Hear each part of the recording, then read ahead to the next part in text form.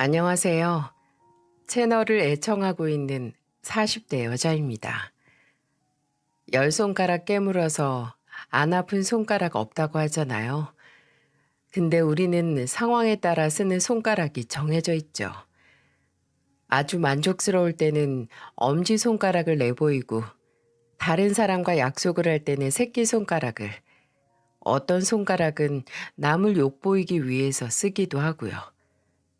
또 반지를 끼워서 반짝거리게 하는 손가락도 정해져 있습니다.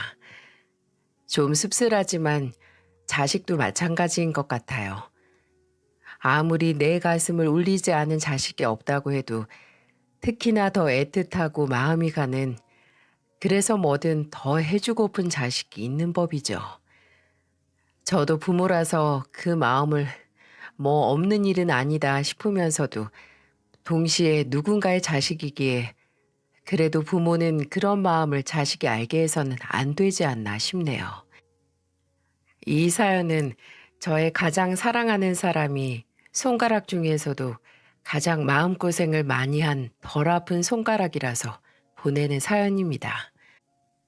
지금까지 새 아이를 낳고 잘 살고 있는 남편과 저는 제가 20대 후반이었을 무렵 만났어요.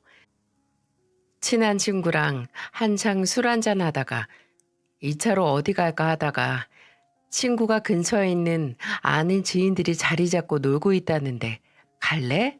이러는 거예요. 알딸딸하게 취하기도 했고 또 저는 새로운 사람을 만나는 걸 좋아해서 알겠다고 했죠. 그 자리에 제 남편이 될 사람이 있었을 줄 누가 알았겠어요. 남편의 첫인상은 딱 그 노래 아시나요? 월남에서 돌아온 새까만 김상사, 이제야 돌아왔네. 딱 그 노랫말 그대로 새까만 사람이었어요. 몸도 좀 두툼하고 눈썹도 짙어서 얼핏 보면 조금 무서운 인상이었습니다. 저는 그런 남편을 보고 좀 주춤하게 돼서 도착한 술자리에서 최대한 멀리 앉았습니다. 그런데 다들 술 들어가서 시끄러운 자리에서 손에 사이다 하나 쥐고 조용히 있는 겁니다. 간간히 웃기는 하는데 뭐가 그렇게 수줍은지 고개를 푹 수그리고 웃고요. 겉과 속이 너무 다른 그 모습이 신기하기도 하고 뭔가 웃기기도 해서 빤히 쳐다보니까 남편의 친구라는 사람이 말하는 겁니다. 이거 희라 씨가 민철을 아주 신기하게 쳐다보시네. 신기하긴 하죠. 얼굴이랑 몸은 흑곰인데 속은 햄스터나 다름없어요. 이 자식이 포크레인 기사인데 요새 밖에서 작업하는 게 워낙 많아서 이렇게 탔대요. 야, 뭐 그런 것까지 다 말하냐? 정말 그 말 그대로였어요. 겉은 거대한 맹수 그 자체인데 속은 아주 작은 동물 같은 게요. 그 이후로 그 멤버 그대로 술자리를 몇 번 가졌는데 한 3번쯤 만났을까요? 남편이 손을 덜덜덜 떨면서 제게 번호를 물어보더라고요. 그게 웃기기도 했는데 또 참 좋아 보이기도 했어요. 그렇게 연락처를 주고받고 따로 만나다가 연애를 시작했습니다. 저만 만나면 얼굴은 빨개지고 어떻게 옆에서 뭐든 제가 원하는 걸 함께하길 원하는 사람이었죠. 어떤 때는 너무 내 눈치를 보는 게 아닌가 했는데 천성 같더라고요. 소심하고 내성적인 모습이 말이죠. 만난 지 1년이 안 됐을 때 이미 저희는 서로의 마음을 확인하고 암묵적으로 결혼도 생각했던 사이였어요. 근데 제가 덜컥 임신을 먼저 하게 된 거죠. 저야 어차피 결혼을 한다면 이 사람이다라고 생각하던 와중이라서 둘만의 신혼을 갖지 못하겠지만 뭐 어쩔 수 없지 했습니다. 제 자취방에서 남편이 사온 선짓국을 함께 먹다가 제가 무심결에 던졌어요. 아, 맞다. 나 임신했어. 제가 국물을 떠 한 입 먹으려고 말하는데 남편은 정말 드라마의 한 장면처럼 숟가락을 댕그랑하고 떨어뜨리더군요. 저는 그 모습을 보고 와, 이 사람한테 매일 깜짝 놀랄 만한 말 하면 심심하진 않겠다 생각을 했죠. 남편은 입을 벌벌벌 떨어가면서 마치 대역 조인 마냥 제 손을 잡고 말하는 겁니다. 희라야, 내가 너무 미안해. 너 아직 어린데 내가... 이보세요. 나 내일 모레 30이야. 어리게 봐주는 건 고마운데 이렇게 입술 떨 일은 아니네요. 그래도 내가... 민철 씨 나랑 결혼할 생각 아니었어? 그럼 당연하지. 희라 아니면 나 데려가 줄 사람이 누가 있어. 그래. 그냥 우리 하늘에서 축복이 빨리 날아왔다고 생각하자. 근데 희라 너 입고 싶은 웨딩드레스도 있을 거고 예전에 신혼기간 길게 갖고 싶다고도 했잖아. 뭐 어쩌겠어. 이미 저질러졌는데 팔자련이 해야지. 우리 지난 일은 뒤돌아보지 말자. 어? 우리 아이는 희라 성격 닮았으면 좋겠다. 남편이 착하고 순하긴 하지만 저도 동의했습니다. 사람이 좀 편하게 살려면 융통성이라든지 무슨 일에는 그냥 그런가 보다 하고 넘어가는 성격이 편하잖아요. 남편은 남들 기분 맞추고 신경 쓰느라 제 남편이지만 좀 성가신 성격이었기 때문이죠. 근데 남편과 결혼 준비를 하면서부터 늘 미스테리였던 남편 성격의 근원지를 보고야 말았습니다. 처음으로 남편 부모님을 뵈러 간 날 초반에는 평범했어요. 시어머니는 세련되고 나이에 비해 굉장히 잘 꾸미시는 분 같았죠. 관리도 많이 하신 것 같았고요. 목소리가 조금 크시긴 했어도 좋은 분 같았습니다. 시아버지께서도 말수는 적으셔도 오히려 그게 사람이 가볍지 않고 묵직해 보였죠. 결혼 전에 애를 가져서 어쩌냐, 신혼여행은 국내가 낫겠다, 부모님은 어느 동네 사시냐 등등 처음 시댁에 될 집에 가서 할 법한 질문을 듣고는 조곤조곤 대답을 했죠. 이미 남편에게서는 시아버지께서 3층짜리 상가 건물을 가지고 있다는 걸 들어서 시댁이 어느 정도 금전적으로 안정이 됐다는 걸 알고는 있었거든요. 근데 시아버지께서 대뜸 신혼집은 걱정하지 말라고 하시더라고요. 저는 그때 대기업 공장 생산직으로 일하고 있었고 남편은 포크레인 기사 일을 시작한 지 얼마 되지 않았을 때였거든요. 그냥 둘이서 모은 만큼 해서 살자라고 입 맞췄는데 신혼집 전세금을 지원해 준다고 하니 너무 감사했죠. 그렇게 화기애애한 분위기가 이어질 때쯤 갑자기 띵동 하고 현관문 벨이 울리는 겁니다. 시어머니는 어머 이 시간에 누구야? 하면서 밖으로 나가셨고 이내 현관에서 시어머니가 아주 반가운 목소리로 누군가를 맞이하는 소리가 들리더라고요. 어머 어머 우리 장남이 어쩐 일이야. 바쁘신 양반이 말도 없이. 아, 오늘 민철이 신부 데려온다고 해서 일하다가 중간에 나왔어요. 금방 들어가 봐야 돼요. 아유, 지금이 몇 시인데 아직도 일을 해. 우리 사장님이 정말 바쁘다니까. 시댁에 온 갑작스런 손님은 바로 남편의 형, 저의 아주버님이었습니다. 남편에게는 3살 위 형이 있었는데 남편에게 먼저 듣기로는 투자회사를 운영한다고 들었거든요. 역시 성공한 사업가라서 시어머니의 반응이 저렇게 요란하구나 했죠. 근데 그 환영이 어째 끝나질 않는 겁니다.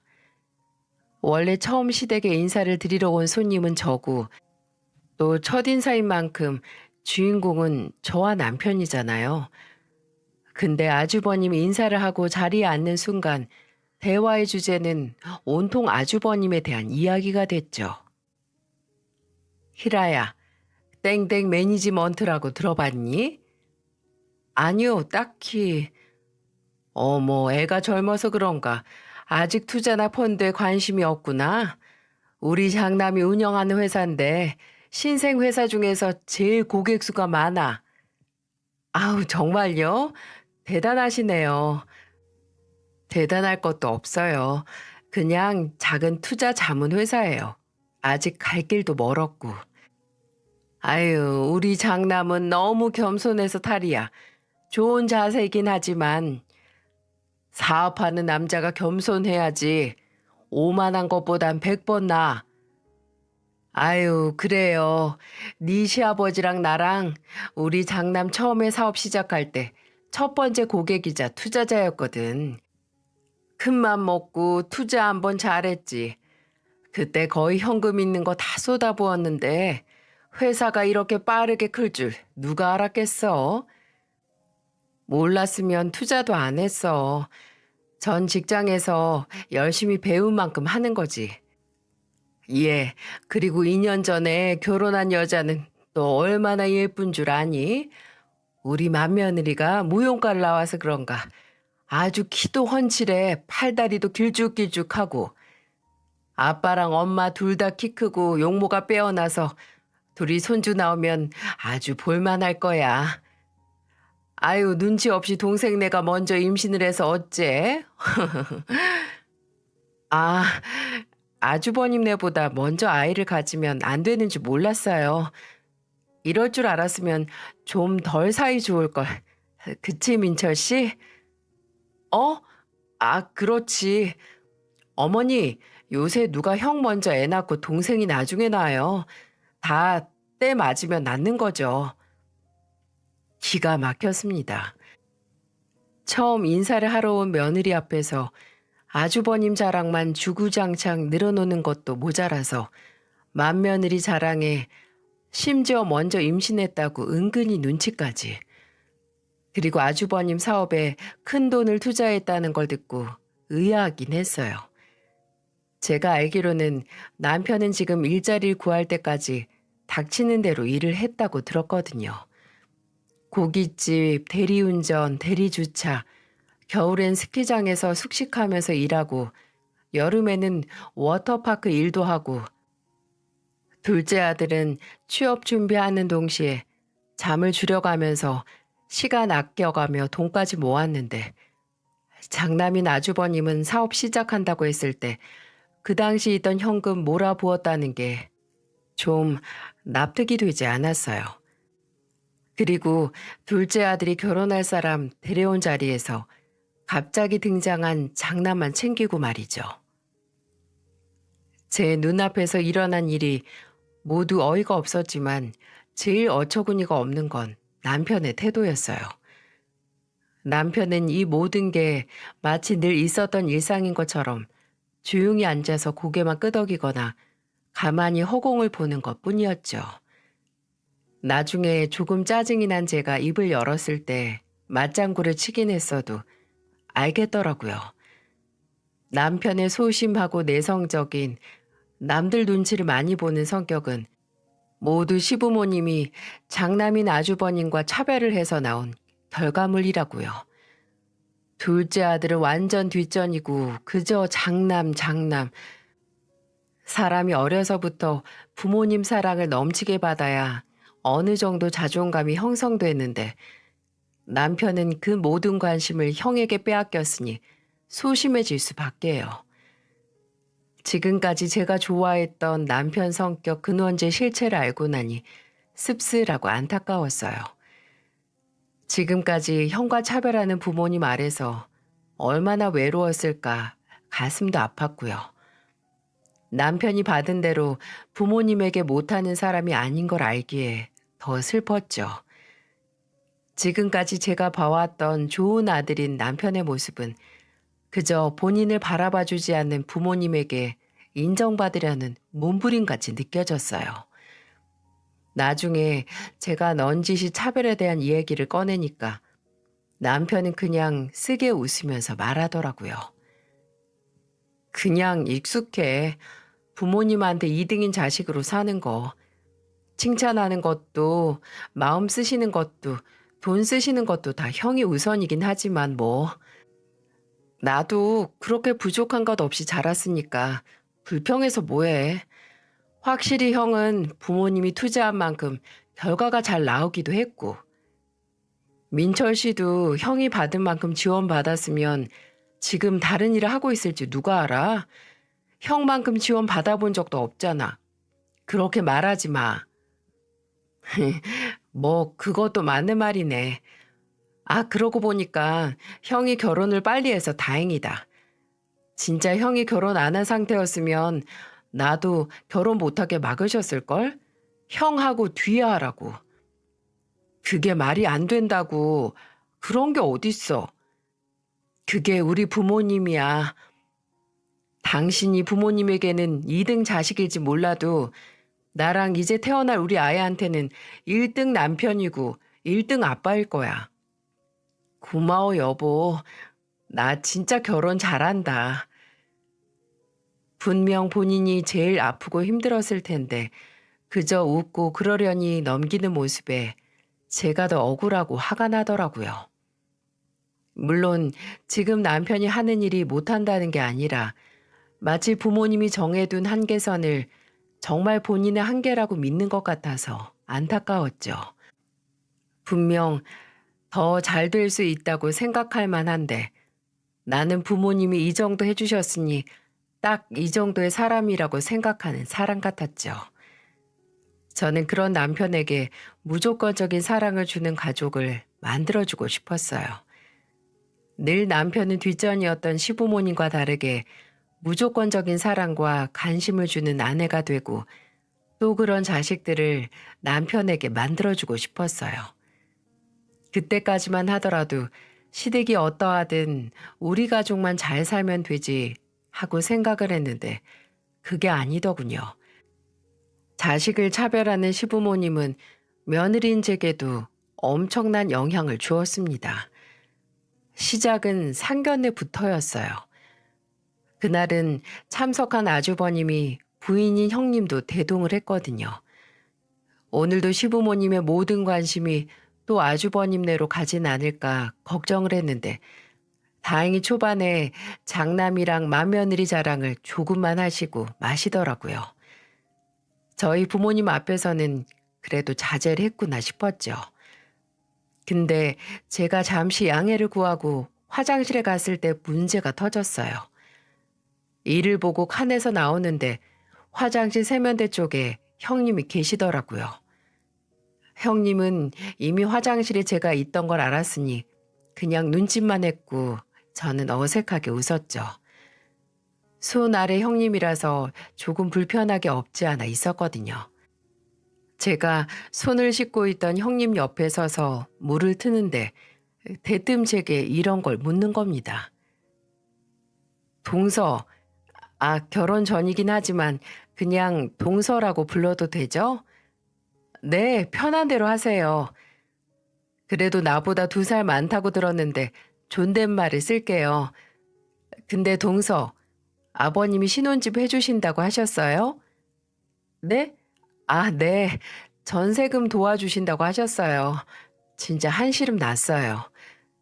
어? 전세? 아버님이 그냥 전세금만 주신대요? 네, 그러셨는데요. 우리는 아예 매매로 해주셨거든요. 처음 해주실 때 매매가가 10억 정도 했나? 2년 사이 훌쩍 뛰었죠. 거기가 인프라가 좋은 동네라서요. 근데 동서 전세 구하려면 힘들겠다. 요즘 전세는 아니잖아. 전혀 물어보지도 않은 정보는 제게 실실 웃으며 말하는 형님. 아니 솔직히 뒷전인 둘째 부부에게 전세금 2억 지원해주고 장남 부부는 10억짜리 아파트 사준다는 것보다 더 열이 받는 건 형님의 표정이었어요. 분명히 본인 남편과 제 남편이 부모에게 차별받는다는 걸 알고 있고 그걸 제게 으스대는 표정이었죠. 형님은 손을 다 씻고 제게 이런 말도 덧붙였어요. 아버님한테 건물 있는 것도 알죠? 근데 그거 다 장남 몫이라고 하시잖아요. 진짜 옛날 분이라니까. 뭐 저희야 그 덕분에 유산 문제로 형제끼리 피 볼 일은 없으니까 다행이지만은요.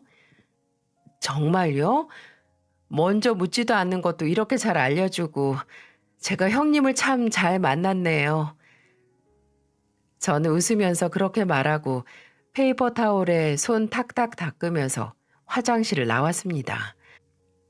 상견례를 하는 방으로 돌아가니 그때 한창 시아버지 건물 얘기를 하고 있더라고요.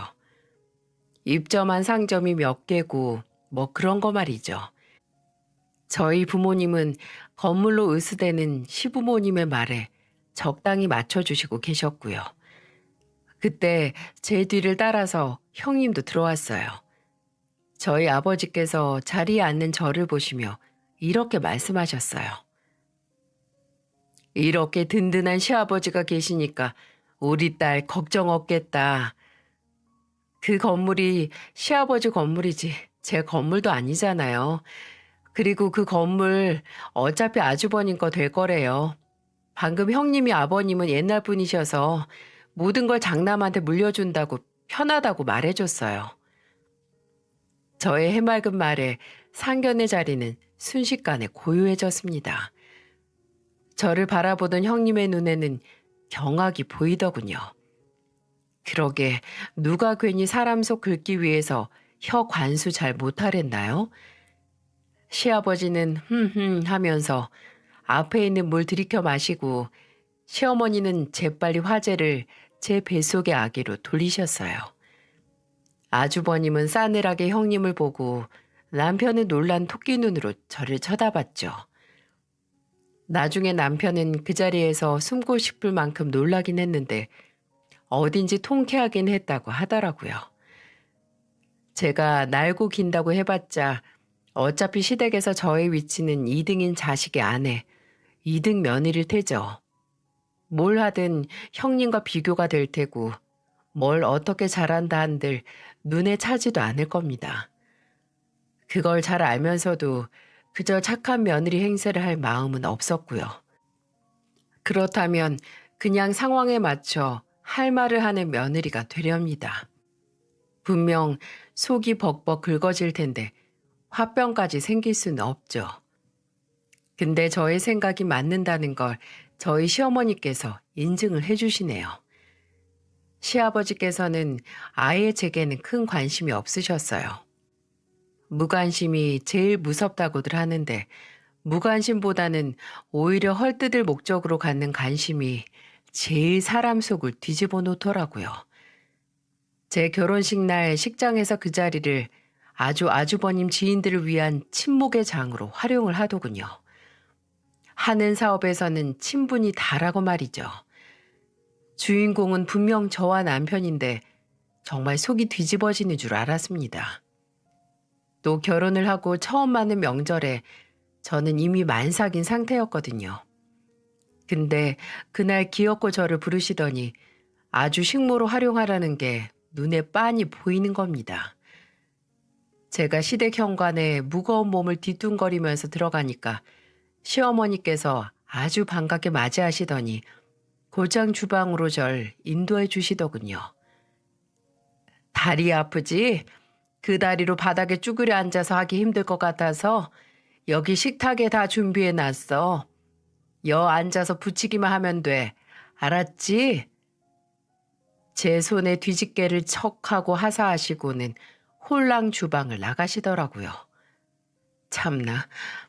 남편이 바로 저를 쫓아와서 가서 소파에 좀 앉으라고 자기가 다 한다고 하는데 제가 그 자리에서 거실에 가서 뭘 하겠어요?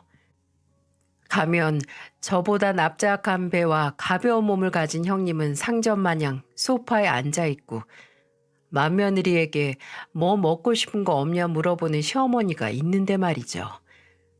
그 꼴 보기 싫어서 그냥 여기 있겠다고 하고 남편이 저 대신 점 붙이는 걸 봤습니다. 근데 점점 생각하니 너무 화가 나는 거예요.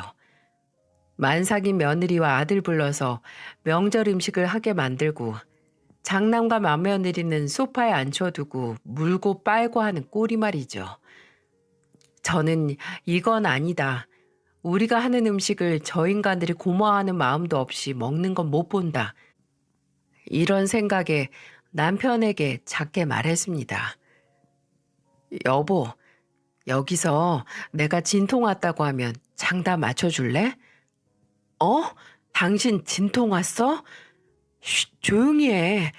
아니, 진짜 진통이 아니고 그냥 흉내. 나 진통 왔다고 하고 여기서 탈출하자. 저는 남편이 뭐라 대답을 하기도 전에 바로 아! 하고 소리를 쳤습니다. 여보, 나 진통 오는 것 같아.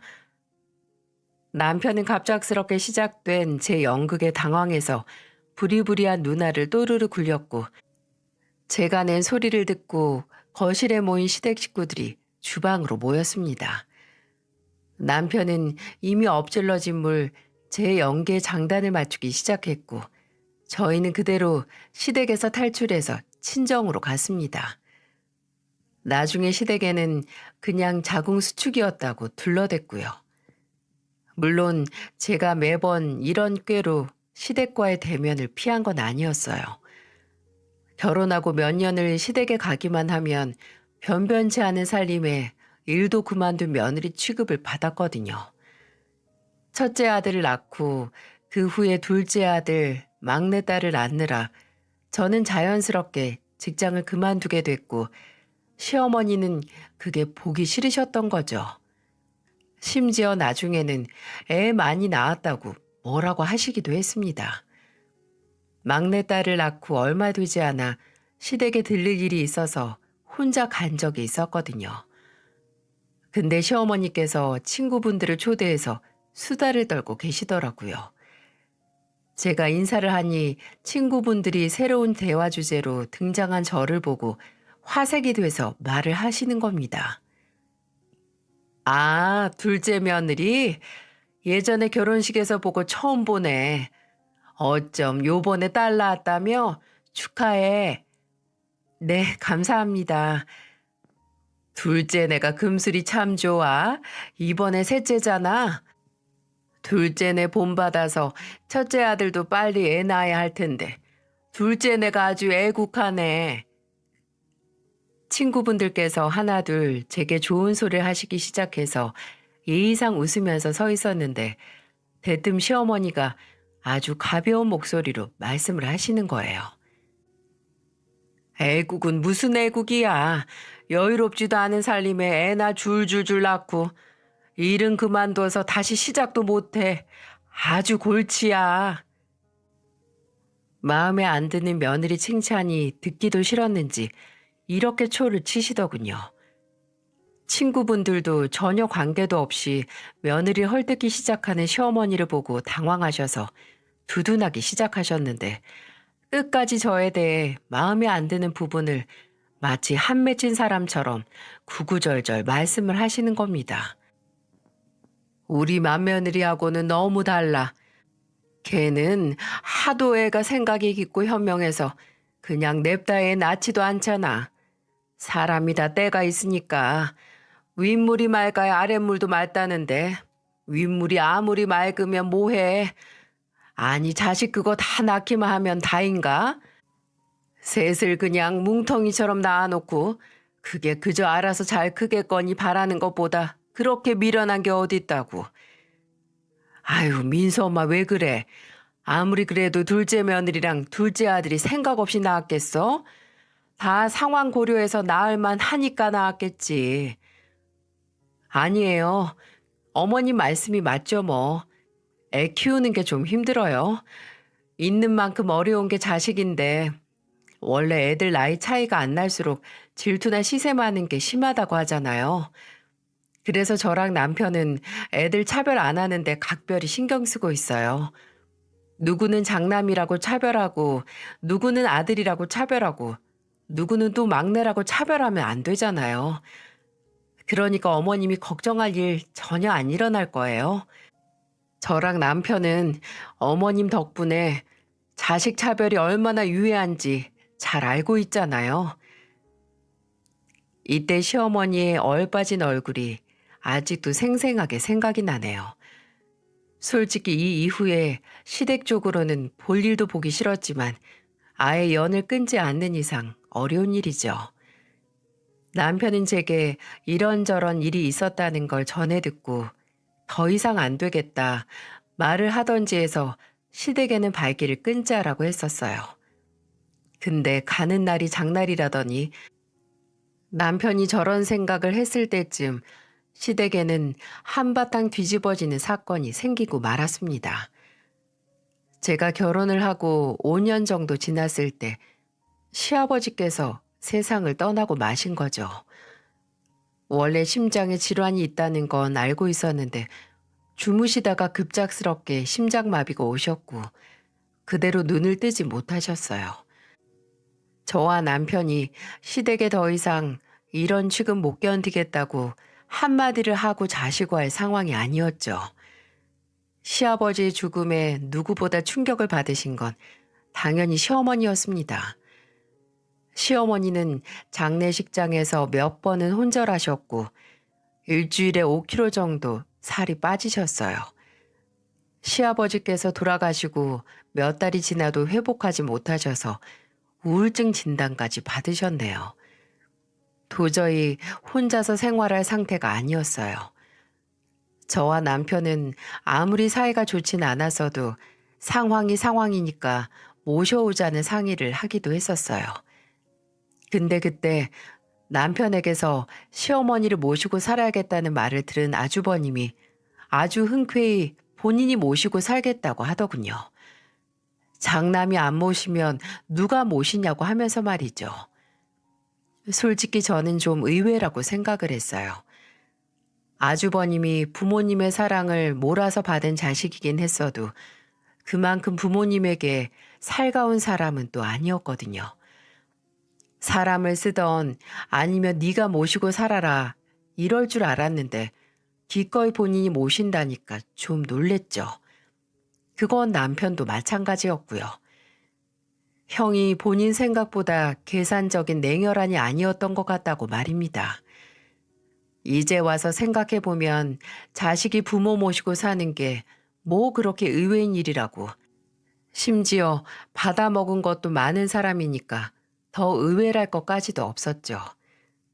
이래서 사람이 평소 행실이 중요하나 봅니다. 평소에 차갑고 칼 같은 사람이 한번 인간적인 선택을 했다고 사람이 달리 보이는 착시인 거죠. 저와 남편은 그래도 시어머니께서 사랑에 맞지 않는 장난과 함께 사시게 됐으니 상태가 좀 나아지시겠거니 했습니다. 걱정할 일이 줄었다고 말이죠. 하지만 저희의 시련은 그게 끝이 아니었어요. 마냥 속이 좋은 남편이 사고를 치고 만 거죠. 친구를 믿고 보증을 섰다가 친구가 잠수를 타고 만 겁니다. 정말 솔직히 너무 화가 났어요. 물론 사람을 잘 믿고 착하고 순한 남편의 모습을 사랑하긴 하지만 그 성격이 이런 역효과를 낼 줄은 미처 몰랐으니까요.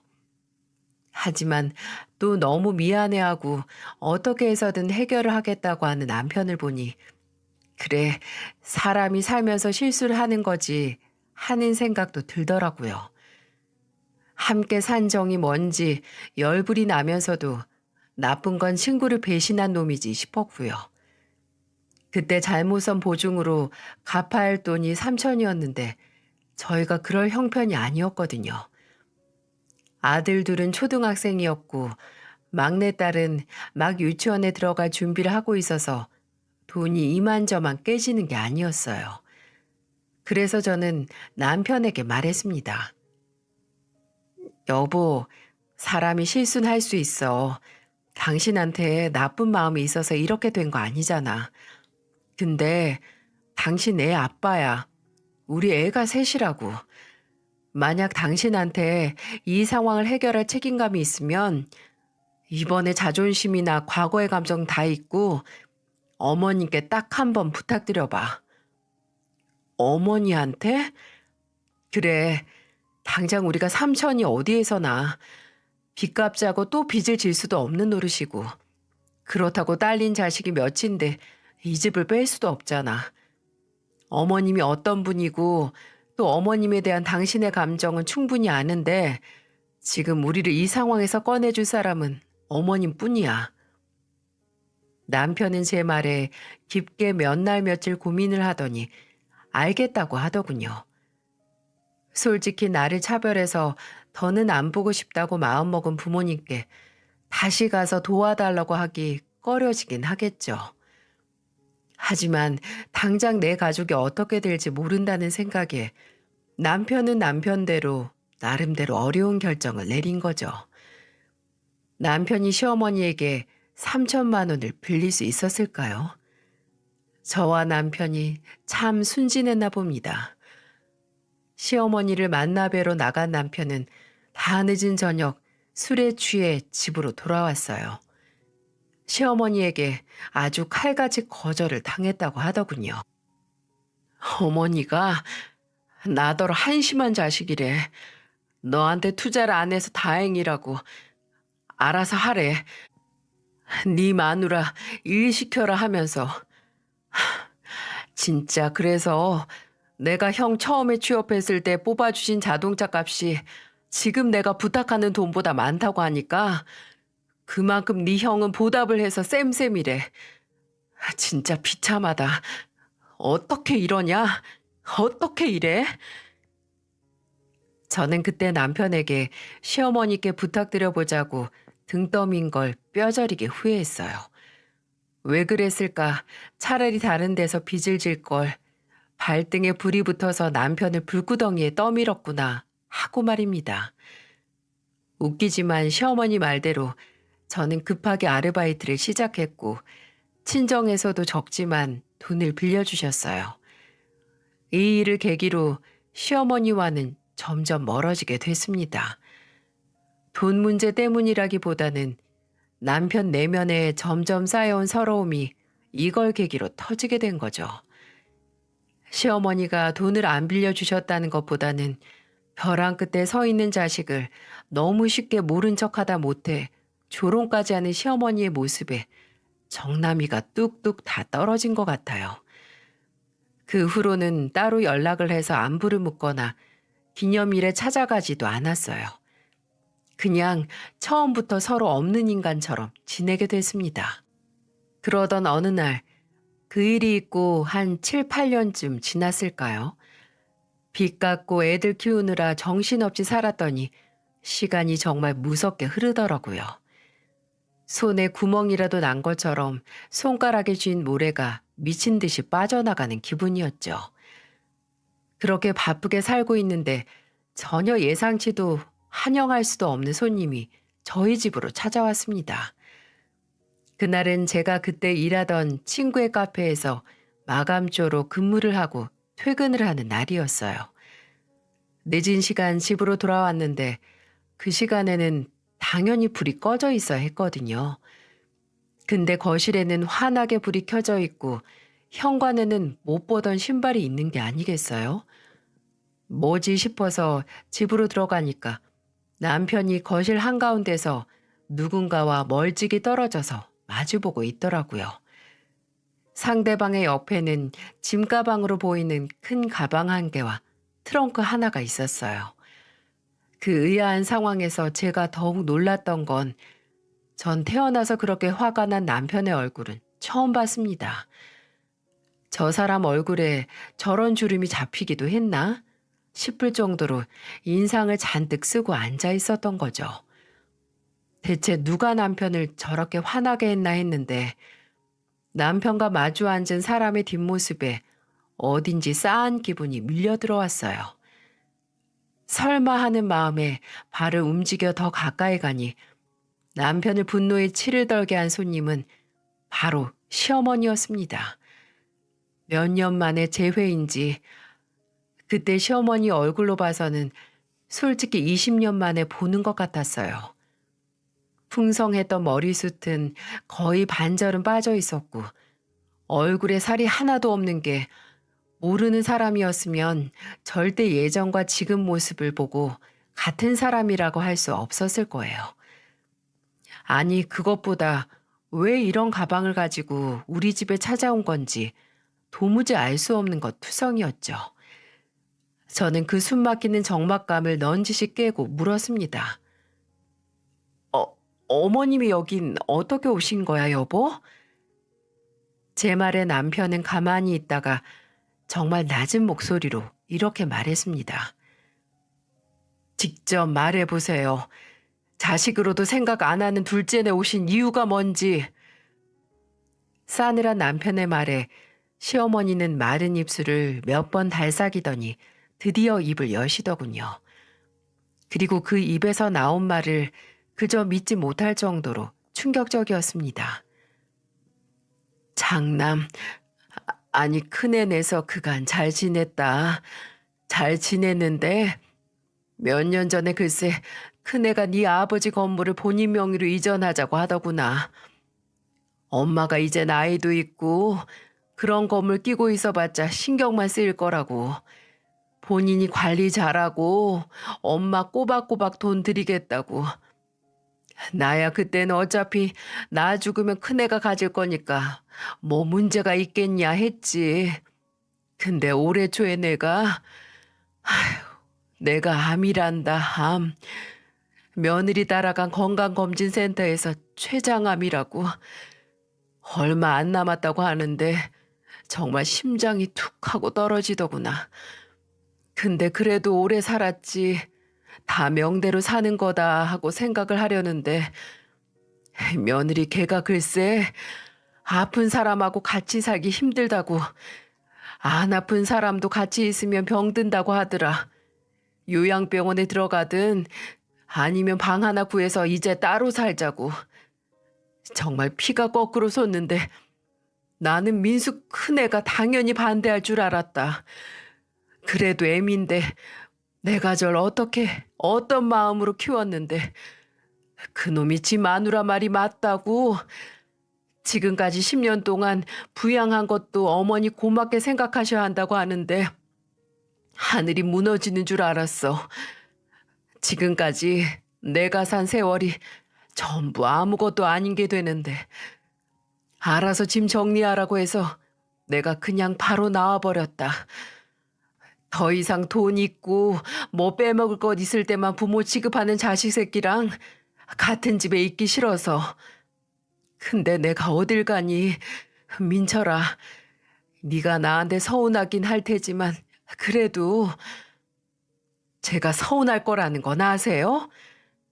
민철아, 아니 서운하다는 말로는 부족하죠.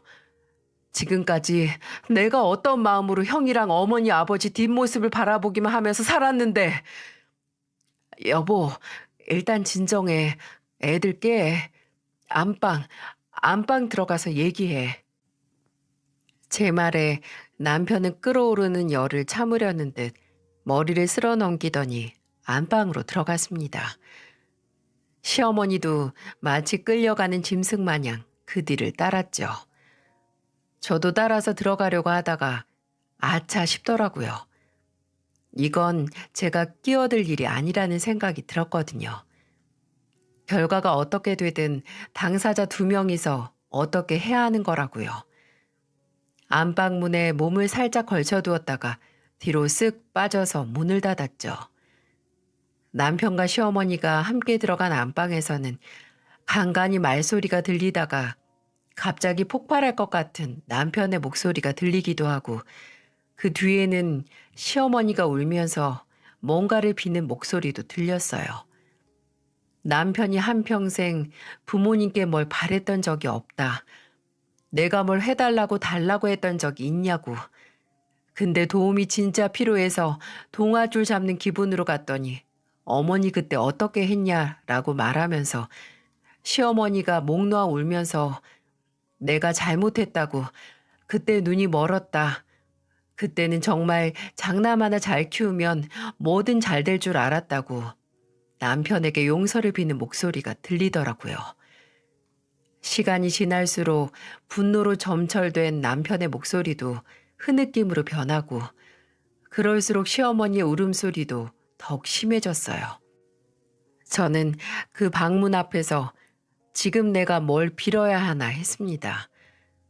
둘의 화해? 아니면 남편의 통쾌한 복수? 저는 그저 제 남편이 더는 상처받지 않길 바랐습니다. 그렇게 영원 같은 시간이 흐른 후에 새벽해로 창밖이 흐릿하게 될 때쯤 안방에서 들리던 소리가 멎더라고요.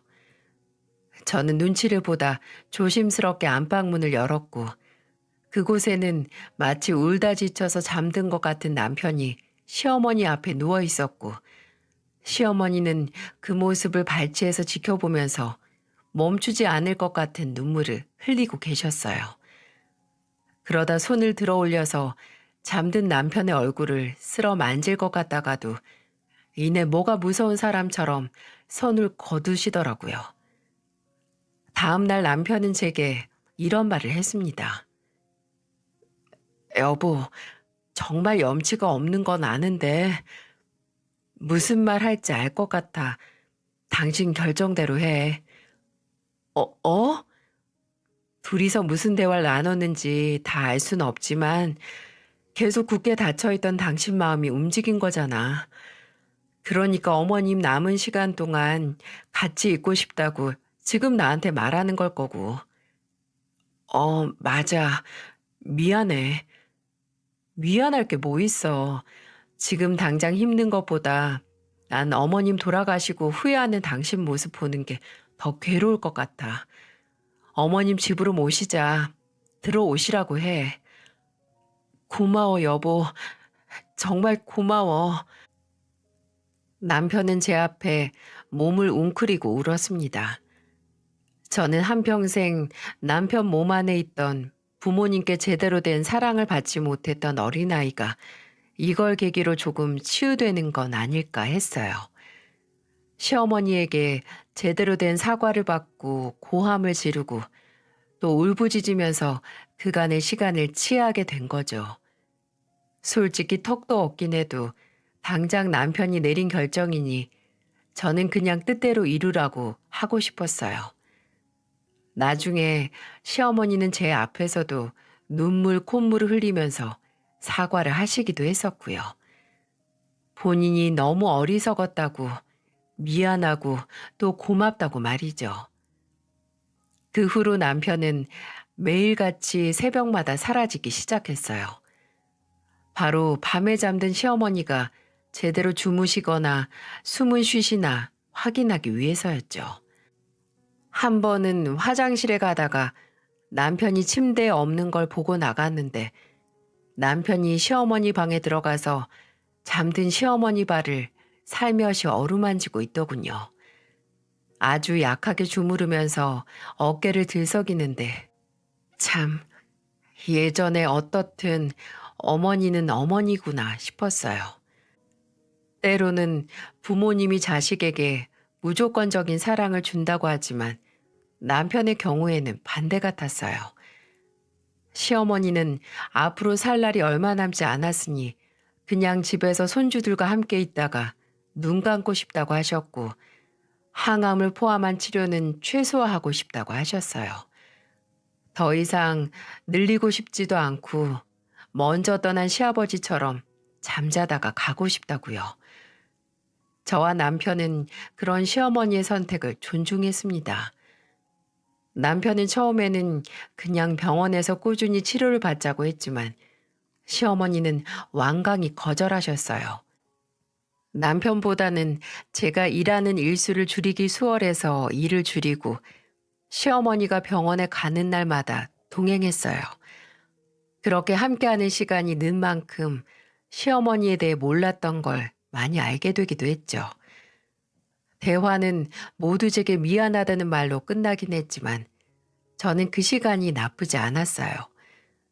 그렇게 시어머니가 저희 집에 오시고 한 4개월 정도 지났을 때 시어머니는 퇴근한 저와 남편을 불러다 놓고 말씀하셨죠.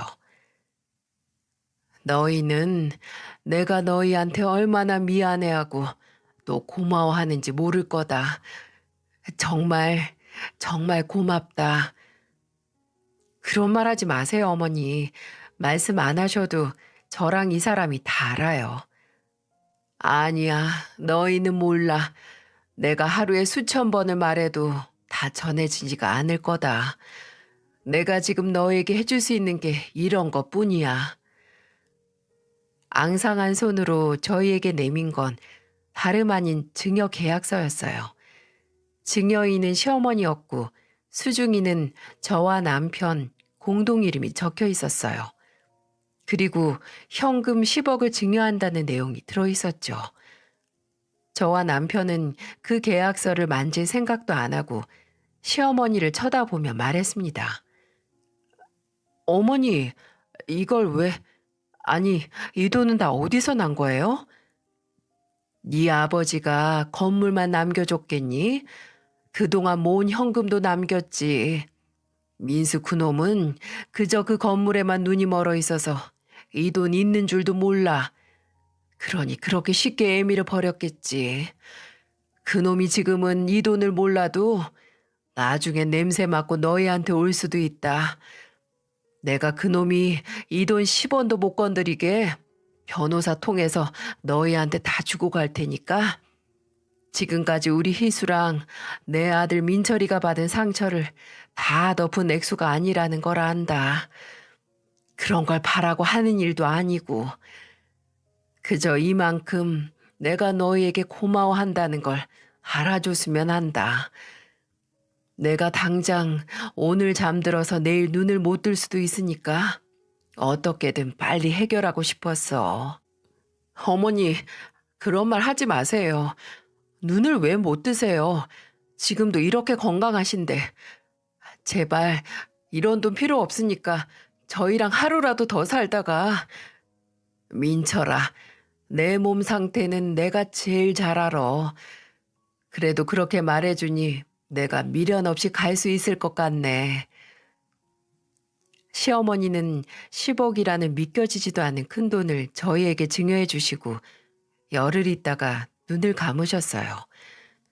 원하신 대로 집에서 자다 떠나지 못하고 호흡 문제로 병원에서 입원하시다가 가셨지만 마지막 숨을 거두기 전에 저도 남편도 또 손주들 모두 모여서 시어머니의 손을 잡아드렸어요. 시어머니는 쌕쌕 하는 목소리로 저희에게 말씀하셨죠. 끝에 이렇게 외롭지 않게 해줘서 고맙다. 남편은 정말 많이 울었습니다. 원래 눈물이 많은 사람이긴 했지만 이번엔 마치 속을 개워내는 것 같은 울음이었어요. 왜 일찍 먼저 연락을 하지 않았을까? 본인이 이미 지난 예전 일을 너무 길게 끌어온 게 아닐까 하고 후회하는 남편에게 저는 이렇게 말했죠. 여보, 내가 늘 이미 지나간 일은 그냥 넘기는 거라고 했지?